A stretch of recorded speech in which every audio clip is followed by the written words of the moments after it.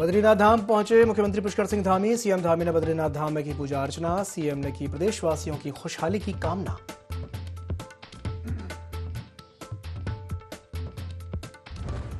चमोली के दौरे पर रहे मुख्यमंत्री पुष्कर सिंह धामी। देवभूमि कल्चरल फेस्टिवल 2025 आयोजित कार्यक्रम में की शिरकत। विभागों के लगाए गए स्टॉल्स का किया निरीक्षण।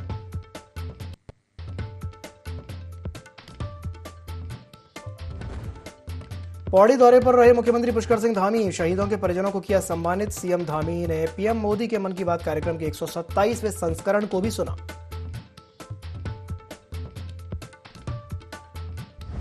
रुड़की के पिरान कलियर में बिजली चोरी पर विभाग की बड़ी कार्रवाई। विद्युत विभाग और देहरादून से पहुंची विजिलेंस की टीम ने की ताबड़तोड़ छापेमारी। 2 दर्जन उपभोक्ताओं पर हुई कार्रवाई से मचा हड़कंप।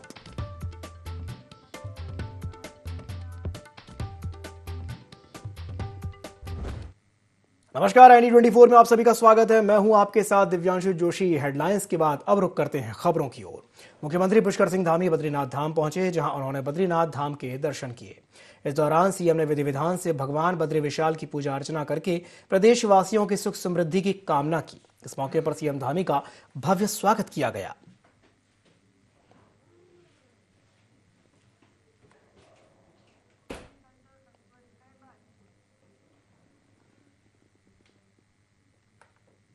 मुख्यमंत्री पुष्कर सिंह धामी चमोली पहुंचे, जहां उन्होंने देवभूमि कल्चरल फेस्टिवल 2025 का शुभारंभ किया। यह आयोजन भारतीय सेना और उत्तराखंड सरकार के संयुक्त प्रयास से किया जा रहा है। फेस्टिवल का उद्देश्य सीमावर्ती इलाकों में पर्यटन को बढ़ावा देना, गांवों की ओर लौटने को प्रोत्साहित करना और स्थानीय स्तर पर रोजगार के अवसर सृजित करना है। कार्यक्रम में उत्तराखंड की सांस्कृतिक विरासत, आध्यात्मिकता और सामुदायिक सहभागिता को प्रदर्शित किया जा रहा है। सीएम धामी ने विभिन्न विभागों के स्टॉल्स का निरीक्षण किया और स्थानीय कलाकारों की सांस्कृतिक प्रस्तुतियों का आनंद लिया।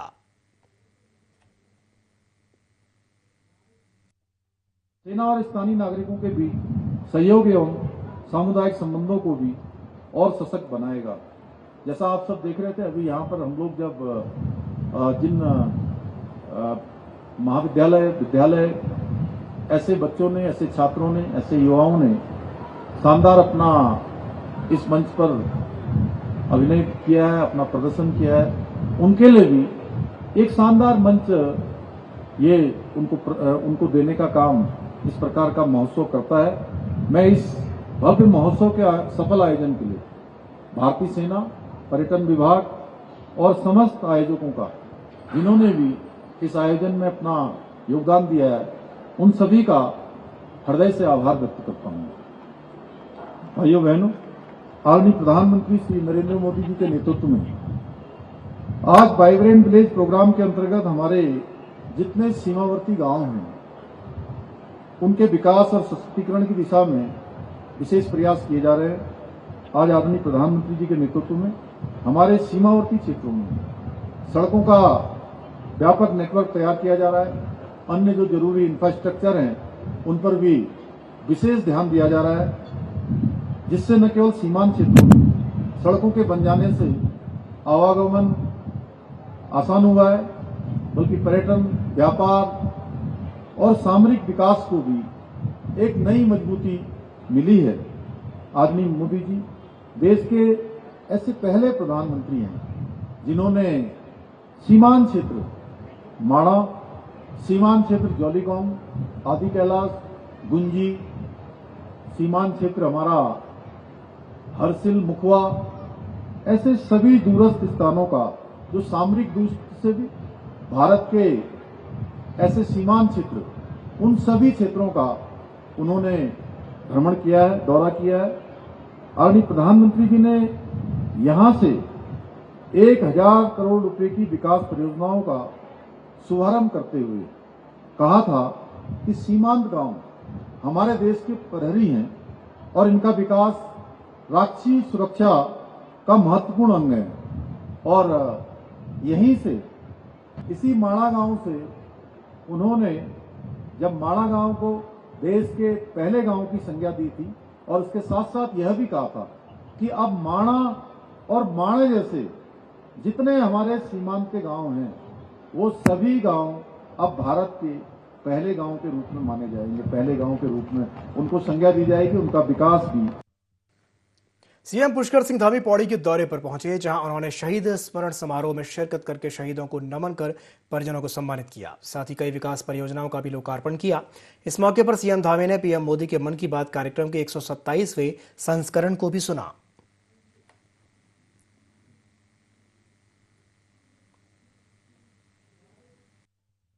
हम सबका आतिथ्य महंत दिलीप रावत जी का आतिथ्य स्वीकार करने के लिए, हमारे वीर सैनिकों का आतिथ्य स्वीकार करने के लिए मैं उनका भी हृदय से स्वागत करता हूं, हृदय से नमन करता हूं। आज के इस कार्यक्रम में जहां 46 करोड़ रुपए से की अधिक की योजनाओं का आज यहां पर शिलान्यास किया गया है, वहीं 58 करोड़ से 56 करोड़ से अधिक की विकास योजनाओं का आज लोकार्पण भी किया गया है। ये सभी कार्य हमारे इस विधानसभा क्षेत्र रिखणीखाल आसपास के क्षेत्रों के लिए एक आने वाले समय में विकास के क्षेत्र में मील का पत्थर साबित होंगे। भाइयों बहनों, जैसा अभी मेरे से पहले बोलने वाले वक्ताओं ने बहुत विस्तार से बोला और हमारे विधायक जी ने बहुत संक्षिप्त में बहुत सारगर्भित और भावुक होकर आप सबके सामने कहा कि आज का ये समारोह केवल एक समारोह मात्र नहीं है, ये केवल एक अवसर मात्र नहीं है, बल्कि हमारे उन सभी अमर बलिदानियों को सामूहिक श्रद्धांजलि है जिनकी रगों में देशभक्ति का लहू बहता था, जिनका हर पल और हर क्षण भारत माता को समर्पित रहता था, अपने देश को समर्पित रहता था, देश की सुरक्षा, देश की एकता, देश की अखंडता और देश की मजबूती के लिए समर्पित रहता था। ये समारोह उन वीर सपूतों का स्मरण है जिन्होंने अपने प्राणों का उत्सर्ग करके तिरंगे की आन को अटिक रखा, भारत माता को कभी झुकने नहीं दिया, भारत के तिरंगे को झुकने नहीं दिया, हमारी आन बान शान को हमेशा जीवंत बनाए रखा, हमेशा ऊंचा उसका मान रखा। भाइयों बहनों, देवभूमि उत्तराखंड हमेशा से वीर भूमि के रूप में जानी जाती है, क्योंकि भारतीय सेना के गौरवमयी इतिहास में उत्तराखंड के हमारे वीर सैनिकों का बहुत अतुलनीय योगदान है। चाहे कोई युद्ध हुआ हो, प्रथम विश्व युद्ध हो, द्वितीय विश्व युद्ध हो या देश की आजादी के बाद जितने भी युद्ध भारत की सेना ने लड़े हैं, उन सब में उत्तराखंड के वीर जवानों ने अपना अद्वितीय योगदान दिया है। इतिहास इस बात का साक्षी रहा है कि हमारे वीर सपूतों ने मातृभूमि की रक्षा के लिए अपने प्राणों की आहुति देने में कोई कोर कसर कभी नहीं छोड़ी है। हमारी योजनाओं में भी ये आना चाहिए, हमारी नीति बनते समय इन सबको कहीं ना कहीं स्मरण में रखा जाना चाहिए। हम ये भली भांति समझते हैं कि कोई भी बलिदान होने वाले, शहीद होने वाले सैनिक की जो शहादत है उसका कोई मूल्य नहीं हो सकता है, उसका कोई मोल नहीं हो सकता है। पर हमें ये याद रखना चाहिए कि शहीद के परिवार को उसके जाने के बाद कभी किसी दिक्कत का सामना न करना पड़े। हम शहीद के सैनिक परिवारों के उस कमी को पूरा नहीं कर सकते, उस घाव को हम नहीं भर सकते हैं जो उनके जाने के बाद खाली स्थान हो जाता है। उस स्थान को कोई नहीं भर सकता है, परंतु हम उनके साथ खड़े हो सकते हैं, उनके आंसू पोंछ सकते हैं। भाइयों बहनों, इसलिए हमने शहीदों की वीरता और बलिदानों को नमन करते हुए उनके परिजनों को मिलने वाली अनुग्रह राशि को 10 लाख रुपए से बढ़ाकर 50 लाख रुपए करने का निर्णय लिया था। इसके अलावा हमने पूर्व सैनिकों की मृत्यु के समय उनके सम्मानजनक अंतिम संस्कार हेतु 10,000 रुपए की वित्तीय सहायता राशि की प्रदान करने की भी व्यवस्था की है। साथ ही हमने सेना में परमवीर चक्र से लेकर मेंशन इन डिस्पेच तक सभी वीरता पुरस्कारों में अलंकृत की जाने वाली एक मुश्त तथा वार्षिकी धनराशि में भी अभूतपूर्व रूप से वृद्धि की है। सरकार द्वारा युद्ध विधवा एवं युद्ध अपंग सैनिकों को 2 लाख रुपए की शासकीय सहायता भी प्रदान की जा रही है।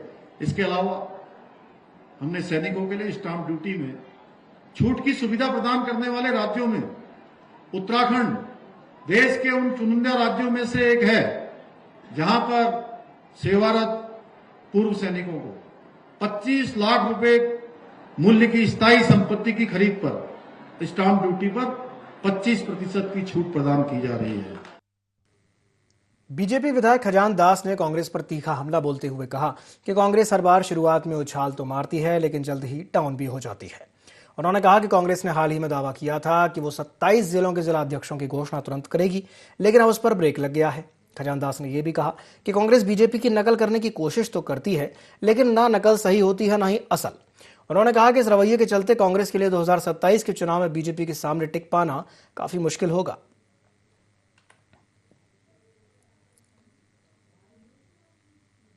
कि कांग्रेस अधिकतर जिस तरह से उछाल मारती है वो फिर डाउन हो जाती है। अभी इन्होंने कहा था कि हम तत्काल जो है अपने जिला अध्यक्षों की घोषणा करने वाले हैं और इनके 27 जिले हैं तो 27 जिलों की तुरंत घोषणा करने वाली, परंतु इनका ब्रेक लग गया है। नकल भारतीय जनता पार्टी की करती है, परंतु न नकल न असल, और इस तरह से कांग्रेस का रवैया रहा है।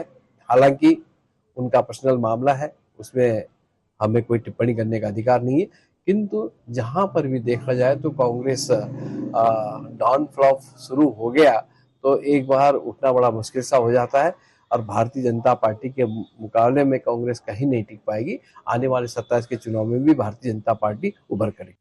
कुछ समय पहले प्रदेश भर में हुई भीषण आपदा के दौरान प्रभारी मंत्रियों का अपने जिलों में आपदाग्रस्त क्षेत्रों का दौरा देखने को नहीं मिला, जिस पर बीजेपी से राजपुर विधायक खजान दास ने सरकार पर अपनी नाराजगी जताई है। खजान दास का कहना है कि उत्तराखंड आपदा की दृष्टि से अति संवेदनशील है और हम सभी विधायक और मंत्रीगणों को संज्ञान लेना चाहिए और कोई भेदभाव की राजनीति नहीं करनी चाहिए। तो वहीं दूसरी ओर कांग्रेस के प्रदेश अध्यक्ष करण माहारा ने इस पर तंज कसते हुए कहा कि खजान दास के अलावा बिशन सिंह चुफाल और दिलीप रावत जैसे अन्य विधायकों ने भी बयानबाजी की है, जिससे साफ पता चलता है कि बीजेपी के अंदर कुछ भी सामान्य नहीं है।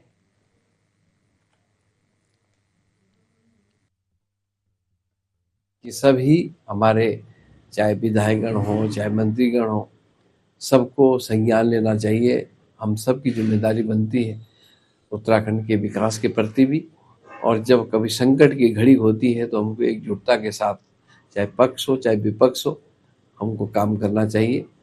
और ठीक है, पक्ष और विपक्ष होते रहेगा, ये लगातार चलता रहेगा, किंतु जब कैसी ऐसी घटनाएं होती हैं, आपदा जैसे घटनाएं जब उत्तराखंड में होती है, तो तब हमको इस प्रकार की कोई भेदभाव की राजनीति नहीं करनी चाहिए। खजान दास जी, उसके अलावा बिशन सिंह चुफाल जी के अभी हालिया बयान आए हैं, दिलीप रावत के बयान इस तरीके के आए हैं, और भी बहुत सारे विधायकों ने इस तरीके की बयानबाजी की है।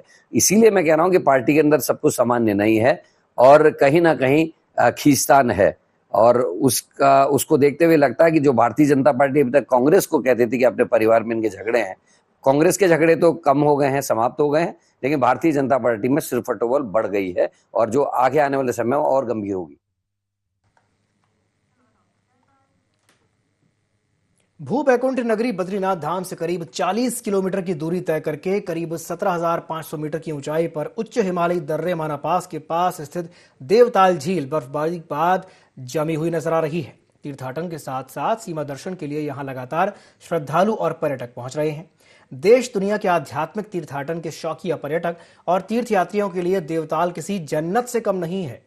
इन दिनों पूर्व उपाध्यक्ष बीकेटीसी किशोर पवार अपने परिजनों के साथ दीपावली के बाद इस खूबसूरत देवस्थल देवताल पहुंचे, जहां उन्होंने सरहद की रक्षा कर रहे भारतीय सेना के जवानों को दीपावली की मिठाइयां भी वितरित की और भारत माता की जय के जयकारे लगाए।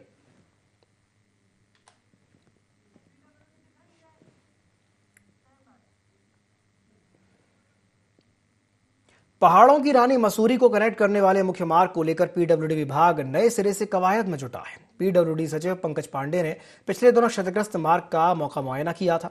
उन्होंने शिव मंदिर के पास बने अस्थायी वैली ब्रिज को लेकर कहा कि अधिकारियों को निर्देश दिए गए हैं कि अक्टूबर महीने के अंत तक सभी मरम्मत के काम पूरे किए जाएं, ताकि पर्यटकों और स्थानीय लोगों को परेशानी का सामना न करना पड़े।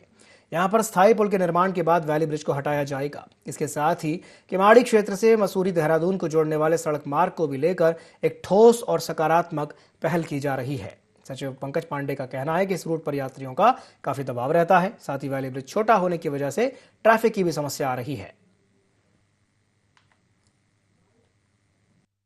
मैं स्वयं गया था मसूरी रोड पे, पूरा ऊपर तक जाके देख के आया था मैं। उसमें जो एक पुल डैमेज हुआ था जिसकी वजह से बेली ब्रिज लगाया गया था वहां पे नया पुल की डिजाइनिंग और प्लानिंग चल रही है। हमारा टारगेट ये है कि इस महीने के आखिर तक डिजाइन फाइनल करके 30 तारीख तक डिजाइन फाइनल कर लें और जितनी जल्दी हो सकता है उसको सैंक्शन करेंगे। और कंस्ट्रक्शन का टाइम भी हमने ये निर्देश दिया है, कंस्ट्रक्शन का टाइम भी मिनिमम रखा जाए, कम से कम टाइम में उसको बनाया जाए। तो उसके लिए कैसे स्ट्रेटजी होनी है, क्या डिजाइनिंग करनी है, उस पर काम चल रहा है।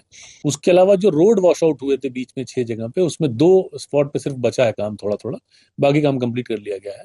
क्योंकि मसूरी में काफी ट्रैफिक आता है, काफी टूरिस्ट आते हैं, तो जब तक नया पुल नहीं बनता है तब तक थोड़ी असुविधा रहेगी लोगों को। लेकिन हम ट्राई करेंगे कि जो पुल हम प्लान कर रहे हैं वो 6-7 महीने में।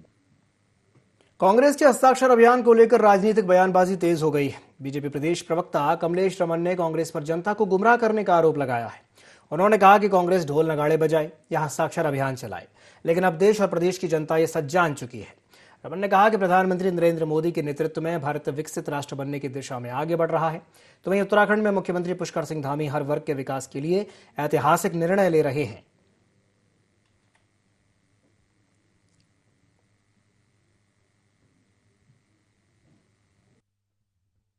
कांग्रेस हस्ताक्षर अभियान चलाए, कांग्रेस ढोल बजाए, कांग्रेस नगाड़े बजाए, मुझे लगता है कि अब प्रदेश की ही नहीं बल्कि देश की जनता जान चुकी है कि कांग्रेस ने किस तरीके से उनको बरगलाने का काम किया, कांग्रेस ने किस तरीके से जनता को ठगने का काम किया। और आज देश भी तरक्की कर रहा है और प्रदेश भी तरक्की कर रहा है। देश के अंदर माननीय प्रधानमंत्री श्री नरेंद्र मोदी जी के नेतृत्व में हमारा देश विकसित भारत बनने की बिल्कुल अछोर पर है। और उत्तराखंड की अगर मैं बात करूं तो यहाँ पुष्कर सिंह धामी जी जिस तरीके से इस उत्तराखंड को चहुमुखी विकास देने का काम कर रहे हैं, उसमें युवाओं के लिए, महिलाओं के लिए, बुजुर्गों के लिए, हर वर्ग के लिए, प्रत्येक वर्ग को हमारी योजनाओं का लाभ मिले, इसको लेकर के हमारी सरकार काम कर रही है। और हम अपनी सरकार को जो है धन्यवाद भी देते हैं उनका, और आभार भी प्रकट करते हैं कि वो लोगों के बीच में जैसी जैसी योजनाएं, निर्णय ले रहे हैं, ऐतिहासिक निर्णय ले रहे हैं, वो वाकई काबिले तारीफ है माननीय पुष्कर सिंह धामी जी।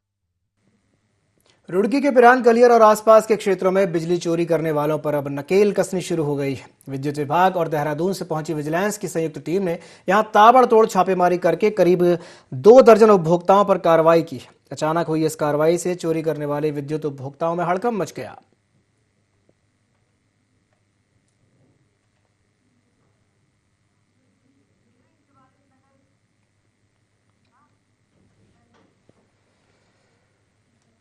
हरिद्वार शिवालिक नगर पालिका अध्यक्ष राजीव शर्मा का कहना है कि छठ पर्व के मौके पर बहादुराबाद घाट पर श्रद्धालुओं की सुविधा के लिए सभी आवश्यक तैयारियां की जा रही हैं। उन्होंने बताया कि रूपलाल यादव और श्वेता जी के नेतृत्व में यहां लगभग 50,000 से ज्यादा श्रद्धालु अर्घ्य देने और पूजन करने आएंगे। इसके अलावा नवोदय नगर, चटमैया पार्क और अन्य केंद्रों पर भी श्रद्धालुओं की भीड़ उमड़ेगी। अध्यक्ष शर्मा ने कहा कि श्रद्धालुओं को किसी भी प्रकार की असुविधा न हो, इसके लिए पालिका प्रशासन और पुलिस मिलकर के काम कर रहे हैं। उन्होंने बताया कि घाट क्षेत्र में कुछ मीट की दुकानों की जानकारी मिलने पर तुरंत पुलिस को कार्रवाई के निर्देश दिए गए हैं। साथ ही ये भी कहा कि स्थान को स्थायी रूप से विकसित किया जाएगा। ये महापर्व है हमारे पूर्वांचल वासियों के लिए, बहुत ही महत्वपूर्ण पर्व है और इसके लिए हम लोग साल में एक बार बहुत धूमधाम से ही हम लोग मनाया जाता है। इससे बड़ा आस्था हमारा कुछ भी नहीं है। और ये हमारा 4 दिन की व्रत होती है, निर्जल जल व्रत है और सारे हमारा भाई बंधु बहनों ने सभी आके बहुत अच्छे तरीके से ये व्रत को मान सम्मान करते हैं। और ये व्रत ऐसा है कि हर आदमी के अपने बच्चे की कामना, अपने परिवार की कामना के लिए जो चीज मन्नत मांगते हैं वो पूर्ण होती है। और यहाँ पे भी हम लोग बहुत धूमधाम से 40 से 50,000 की जनसंख्या में हमारे सारे भाई बंधु आके यहाँ पे अर्घ देते हैं। लोक आस्था के इस महापर्व छठ मैया का पूजन, भगवान सूर्य नारायण की उपासना, और वो हमारा बिहार हो, पूर्वांचल के हमारे भाई हो, और वो बहुत बड़ी संख्या में हमारे क्षेत्र में रहते हैं, तो उनका एक बड़ा उत्सव है। और बहुत ही शुचिता के साथ, स्वच्छता के साथ, श्रद्धा और समर्पण के साथ जो छठ व्रतधारी हैं उस व्रत को रखते हैं और उसका पालन करते हैं। छठ है, तो उसकी तैयारियों के निरीक्षण के लिए मैं स्वयं आया हूँ। नगर पालिका की पूरी टीम कई दिन से लगी हुई है और जितने भी हमारे मित्र हैं, जैसे यहाँ रूपलाल यादव जी हैं, हमारे श्वेता जी हैं, इन सब के नेतृत्व में यहाँ भादराबाद घाट पे यहाँ लगभग 50,000 से ज्यादा श्रद्धालु कल यहाँ पे अर्घ देने आएंगे, पूजन करने आएंगे। ऐसे विभिन्न क्षेत्रों में हमारे यहाँ जैसे नवोदय नगर में छठ मैया पार्क है जो हमने ही बनवाया था, और दूसरे केंद्रों पर बहुत सारे श्रद्धालु आने हैं, तो उन्हें कोई असुविधा ना हो और वो अपना ये व्रत, ये उत्सव, ये त्योहार बहुत अच्छी तरीके से मना सके, इसका हम भरसक प्रयास करें। बगवाली पोखर में 3 दिवसीय ऐतिहासिक बगवाई कौतिक का रंगारंग कार्यक्रमों के साथ समापन हुआ। मेले के अंतिम दिन मीना बाजार में भारी भीड़ उमड़ी और लोगों ने जमकर खरीदारी की। कार्यक्रम को संबोधित करते हुए पूर्व विधायक महेश नेगी ने बगवाई कौतिक को ऐतिहासिक और पौराणिक बताते हुए कहा कि यह पूरे क्षेत्र के लिए गर्व की बात है। मेला समिति ने इसे नई ऊंचाइयों तक पहुंचाया है। उन्होंने अपने कार्यकाल के दौरान किए गए विकास कार्यों का भी उल्लेख किया और कहा कि वो जन समस्याओं के निराकरण के लिए लगातार प्रयासरत हैं। की रोड यहाँ पर बनाने का काम किया। बिंता स्टेडियम 1 करोड़ से ऊपर की लागत में आज भव्य और सुंदर स्टेडियम बना हुआ है, उसको बनाने का काम किया। ये काम केवल 2017 से लेके 22 के बीच के गिना रहा हूं। स्टेडियम में जो है छानागोलू स्टेडियम बनाया, आज वो स्टेडियम वहां पर डिस्ट्रिक्ट लेवल के कार्यक्रम भी वहां पर हो रहे हैं। एक भव्य कार्यक्रम जो है 100 करोड़ रुपए में बनके यहाँ पर तैयार हुआ। शकुनी का मंदिर, जिसमें कि आप लोगों ने कहा था केवल 1.25 करोड़ के करीब। लक्सर के बाकरपुर गांव में सड़कों पर जमा गंदे पानी ने एक बार फिर से प्रशासन की नाकामी को उजागर कर दिया है।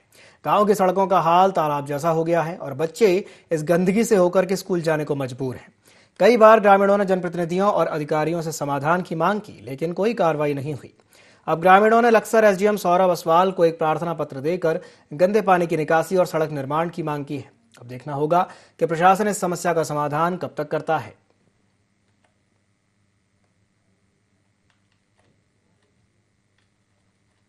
में 150 मीटर लंबी सड़क है, उसमें पानी भरा पड़ा है 4 फुट की, और जिस खेत में पानी जाता था उस खेत वाले ने उस खेत पे दीवार कर दी, उधर पानी नहीं जा रहा।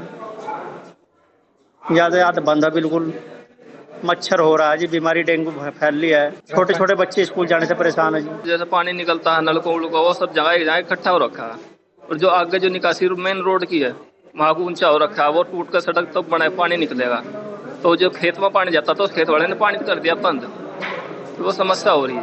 वहाँ पर होगी दीवार, उधर से नहीं पानी जाने का। अब मेन रोड से कोई जाने नहीं दे रहा, तो इसलिए प्रशासन के लिए आए हैं। और जी रोड बन जाएगी, प्रशासन वहाँ से रोड बनवा रहा है, पानी निकल जाए। एसडीएम साहब से मिलने के लिए आए हैं, हमारी समस्या का समाधान हो कुछ। जो वहाँ कम से कम 100-150 मीटर पानी भरा पड़ा 4 फुट, जिस खेत में पानी जाता था उसमें मालिक ने दीवार कर दिया, बंद कर दिया। तो हम इस सारे प्रशासन से कुछ समस्या ये है कि जहाँ को ये मेन रोड पर रास्ता जा रहा, उस मेन रोड से रास्ते में पानी निकाल कर जोड़ में ले लिया जा, तो सबकी समस्या का समाधान हो जा। इसी के साथ बुलेटिन में फिलहाल के लिए इतना ही। दीजिए इजाजत, नमस्कार।